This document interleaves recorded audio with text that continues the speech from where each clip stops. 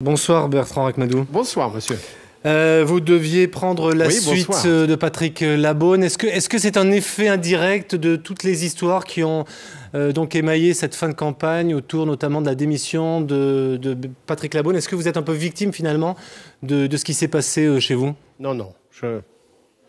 Sincèrement, bon, que ça s'est joué un rôle, c'est possible, mais à l'évidence, ici dans la Drôme, on a l'exacte reproduction de la campagne locale que j'ai menée face à la campagne nationale d'En Marche et qui a entraîné une victoire nette de Mireille Clapeau, que je viens d'ailleurs de féliciter pour cette belle victoire.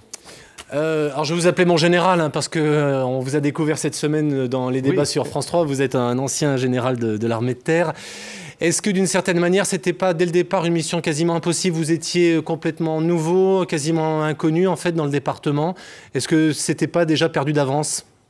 Non, c'était indiscutablement un handicap parce que du fait de mes fonctions précédentes, j'ai eu une campagne assez courte. Mais sincèrement, il y a 8 ou 9 mois, quand on a envisagé, à la demande des élus de la Drôme, que je me présente, c'était un tout autre scénario qui était envisagé.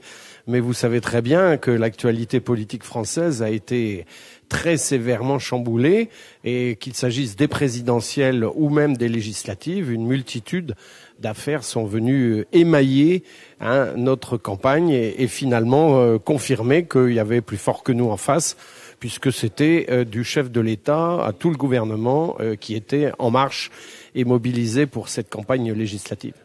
Merci beaucoup Bertrand Rakhmadou d'avoir réagi sur l'antenne de France 3.